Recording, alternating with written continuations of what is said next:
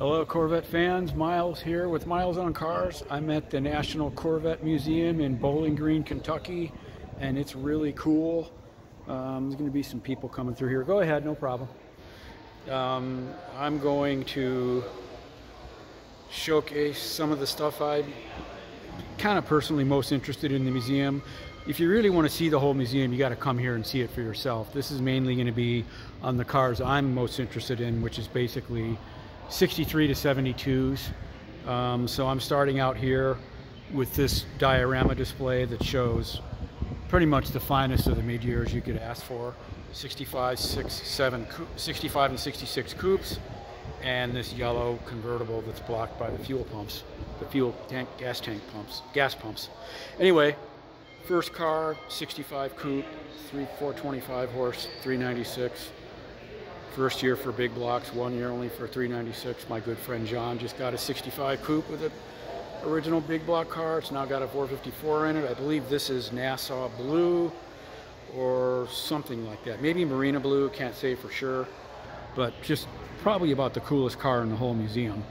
So I'm going to show a little bit of the plaque on it. If you want to stop the video, pause the video for a minute to read about this car. L78. 396, 425 horse, pretty hard to beat this one.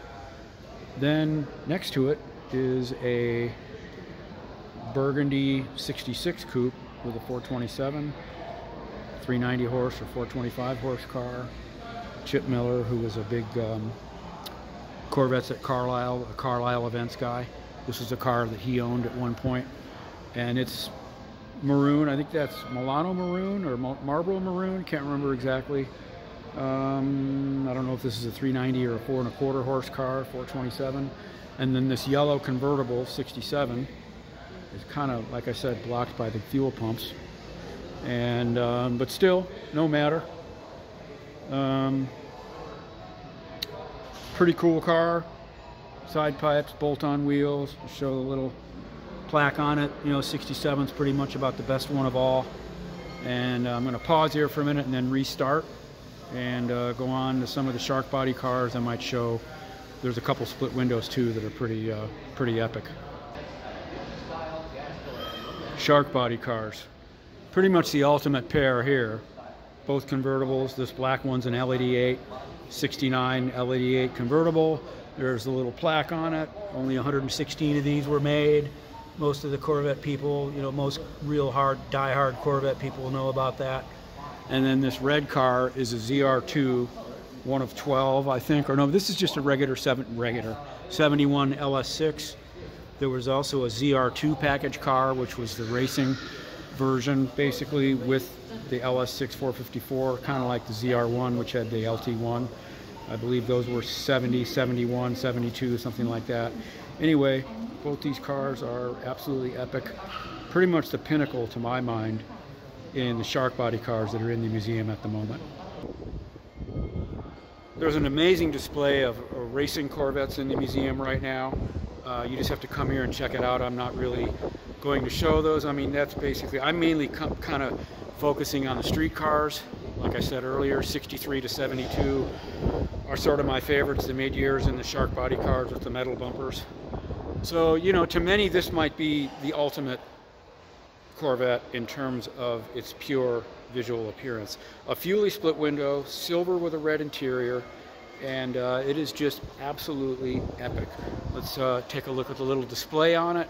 It's pretty well describes exactly why split windows are what they are today. Pretty much, again, you can pause here to read this, and don't want to miss out on the epic shape of a mid-year coupe in split window form. Gonna pause and be right back. Well, I said I was gonna focus on only up to 72, but you know, it's hard to pass on a 2019 ZR1. 1 year only car, LT5, 755 horsepower. I was curious, I was wondering how many of these were made. Maybe somebody in the comments could find out, or I might look at it a little bit myself. How many 2019 ZR1s were produced?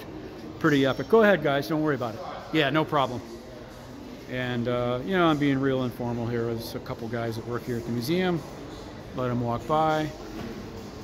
can't beat a 2019 ZR1, right? Some people would even say I'd take this over a C8. A lot of people, because you can't get the C8 with 3 pedals. So maybe this is the ultimate. Well, it's the ultimate C7, that's for sure. There's a huge display and a whole thing on the sinkhole thing that happened here, you know, shown here, February 12, 2014.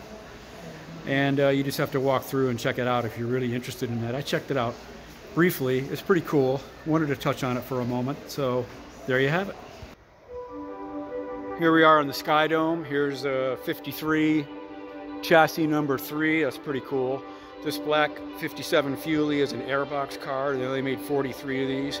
This may be one of the rarest, most collectible solid axle Corvettes of all. I wasn't thinking I was going to touch on solid axles, but I had to show you this one for a minute. And here's the plaque on it. Airbox Fuelie. It's probably a $500,000 car. Pretty epic. And probably one of the best things about it is the poverty caps, right? Dig the dog dish hubcaps on that 57 Airbox Fuelie. Another split window. This one's a Z06, white with wheel covers rather than knockoffs. Little info on the 63 Z06. And I don't know if this one's not a tanker. Some Z06s had a 36-gallon fuel tank. Looks like this one doesn't have that, but no matter. And they only made 199 of them. So next thing here is a cutaway 69 LED8, which is pretty cool. Kind of like the black car that I showed you a minute ago. This one's looks to be, that's a coupe, you know, T-top coupe.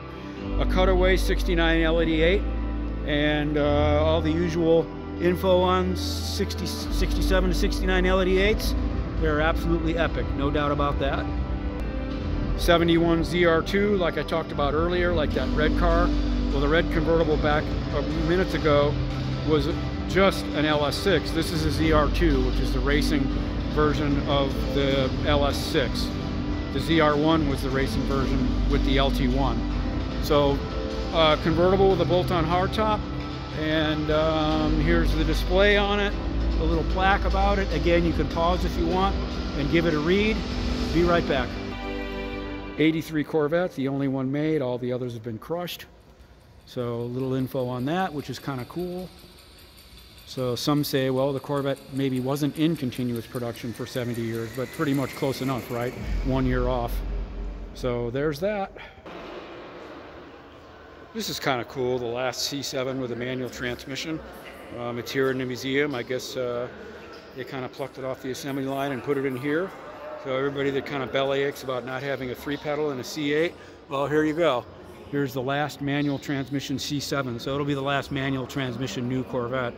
They're probably never going to circle back to having 3 pedals in a Corvette. So if I could have any C8, I think I'd probably go with an E-Ray, which is this right here. The LT2 with the electric motors. Yeah, the Z06 is pretty awesome, but I think I could probably live with this. So I'll show you the plaque on this for a moment. Kind of cool. And this black car is an export with right-hand drive. So I'll show you that, which is kind of neat. And just kind of fun stuff. A garden variety C8 with right-hand drive for South Africa, Australia, and Japan. And it's kind of a neat thing to check out.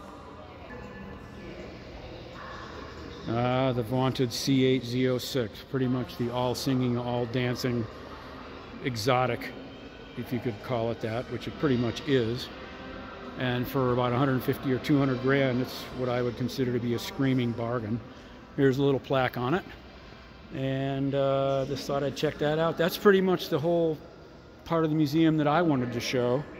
There's one more car out in the main lobby that I want to touch on for a minute or two. It's kind of a for a mild-mannered guy like me, it's kind of like the ultimate, you know, middle of the road sort of type that I am. I'll show it to you here in a minute on my way out the door. They have a beautiful gift shop, of course, with all kinds of t-shirts and books and magazines and clothing and apparel and just all kinds of great stuff. Here's a 70th anniversary C8. I guess it's going to be a giveaway car.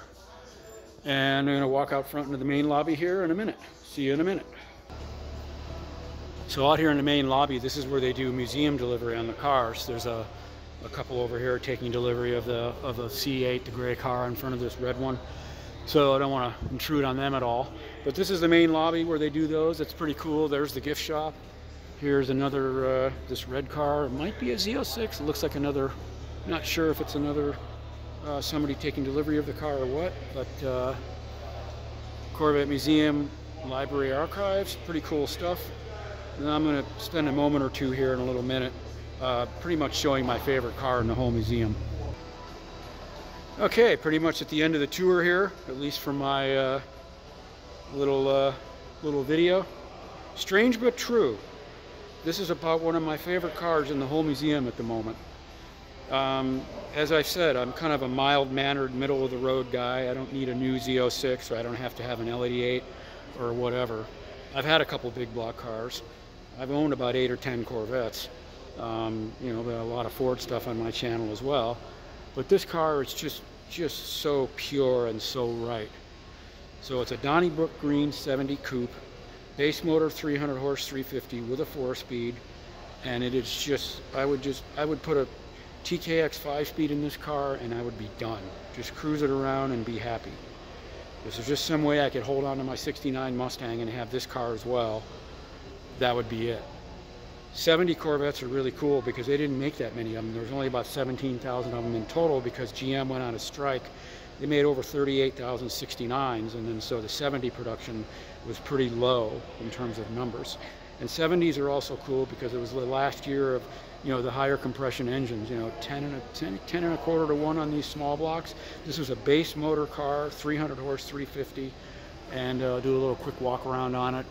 It's got a 4-speed, it's got power steering. I'll show you the plaque. I mean, it's nothing fancy compared to all the other stuff that's in the museum, but if somebody said to me you could have any one car in the whole museum right now, I think I'd probably take this one.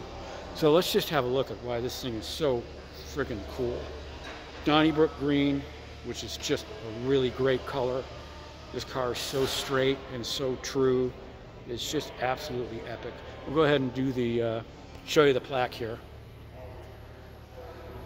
It explains everything. That's what's so cool about 70 Corvettes. And this one is, like it says, it's, you know, it's a low horsepower base motor car, only equipped with air, power steering, and a radio.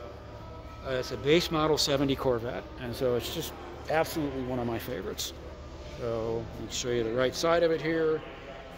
I don't know why this car just 69 and 70 Corvettes are the best shark bodies of all, in terms of, for a number of different reasons that if you really know Corvettes, you don't need me to explain why.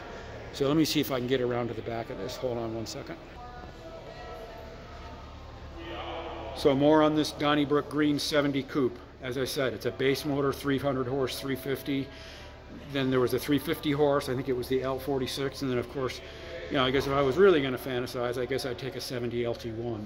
But this would certainly fill the bill for me. This thing is just so freaking cool. So it's got a tan interior.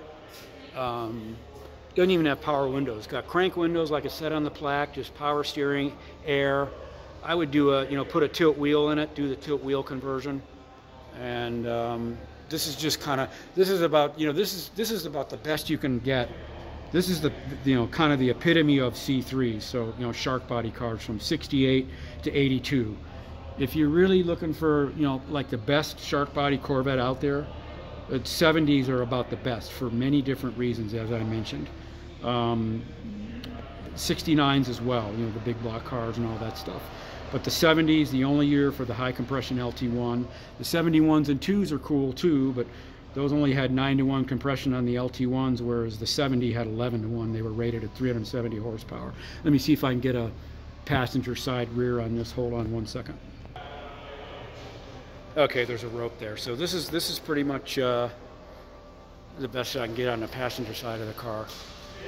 Small block hood, you know, it's not an LT1 or a big block, so the 300 horse and the 350 horse 350s got that base hood, which is just perfectly gorgeous. And I'm going to wrap up the Corvette Museum video here, and I hope those of you that are into Corvettes will enjoy this. I certainly am a Corvette guy to the core, although, you know, a lot of my videos are Ford. But I've been wanting to get down to the museum for a long time. The very first time I was ever here, and the only previous time, was Labor Day of 1994, which was the weekend the museum opened. and I happened to came here to cover it when I was a writer on the now defunct and certainly well regarded for many years Carcraft magazine. That was a great run for me from '94 to '99, and now I'm doing stuff with Shelby. And but I was really excited to get to the Corvette Museum today to check this out and check out what I showed you, and I just hope you guys enjoyed that. And that's it. This is enjoy this greatest I've ever seen in a long time, and I've seen my share of Corvettes. A 1970 coupe in Donnybrook Green with a 300 horse 350 and a 4-speed. All right, thanks for watching.